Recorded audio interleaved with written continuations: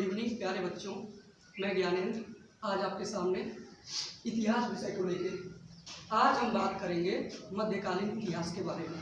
जैसा कि आप जानते हैं, इतिहास को 3 भागों में विभाजित किया गया है: प्राचीन इतिहास, मध्यकालीन इतिहास और आधुनिक इतिहास।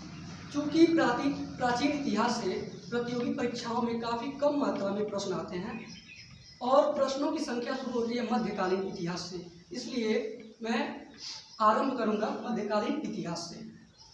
जैसा कि आप जानते हैं कि भारत में सर्वप्रथम मुस्लिम आक्रमण मोहम्मद बिन कासिम ने किया था। कब किया था आप जानते होंगे, 712 ईस्वी में सिंध पे उसने आक्रमण किया था। उसके बाद लेकिन उसका जो उद्देश्य था वो भारत पे शासन करना नहीं था, वो क्या था, वो लुटेरा था। वो आया, धन लूट के चला गया।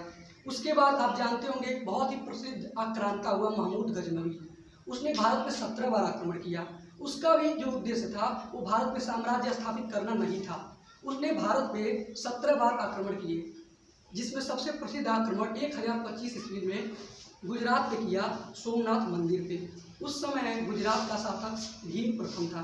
ये क्वेश्चन 4-5 बार आ चुका है, तो आप ध्यान रखिएगा कि महमूद गजनवी ने सोमनाथ पे सन 1025 ईस्वी में आक्रमण किया था और शासक कौन था, भीम प्रथम।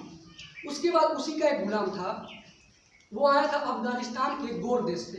वहाँ का एक और आक्रांता हुआ मोहम्मद गौरी, उसने सर्वप्रथम भारत पे आक्रमण किया और उसका सबसे पहली बार ऐसा आक्रांता था जिसका उद्देश्य था भारत पे अपना शासन स्थापित करना। तो मोहम्मद गौरी ने भारत पे 2 बहुत ही महत्वपूर्ण आक्रमण किए।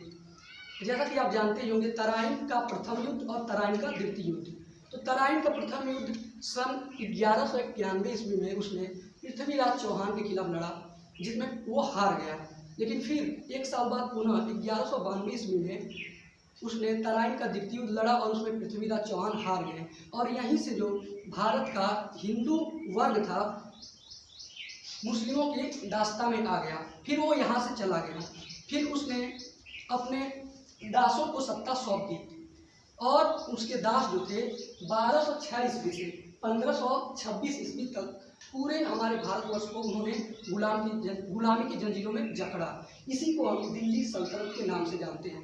इसमें मुख्य रूप से 5 राजवंश हुए, जैसा कि मैंने ब्लैक बोर्ड पे लिखा है। देखिए, पहला जो था गुलाम वंश, इंग्लिश में इसको बोलते हैं स्लेव डायनेस्टी। 1206 से 1290 ईस्वी के बीच ये वंश चला। उसके बाद दूसरा आता है खिलजी वंश, जो कि 1290 से 1320 ईस्वी के बीच चला। फिर आता है तीसरा तुगलक वंश, 1320 से 1414 ईस्वी तक इस वंश का शासनकाल रहा। फिर आता है सैयद वंश, 1414 से 1491 ईस्वी तक। फिर अंतिम में आता है अंतिम राजवंश लोधी वंश। इसका जो शासनकाल था वो 1451 से 1526 ईस्वी तक रहा। अब बच्चों को दिक्कत ये होती है, बहुत बार परीक्षाओं में आ जाता है, तुगलक के पहले कौन आए थे, तुगलक के बाद कौन आए थे, लोधी के पहले कौन सा राजवंश था। तो इसके लिए मैं आपको एक चीज़ बता रहा हूँ जो कि बहुत ही आसान है। आप सामान्य भाषा में क्या खाते हैं, गुड़ खाते हैं, तो गुड़ खाइए, लेकिन किस पे खाइए, तसला में खाइए। तो यहाँ से देख लीजिए, गुड़ से गुलाम वंश, उसके बाद ख से आप खिलजी वंश, तो गुलाम के बाद खिलजी वंश आ गया।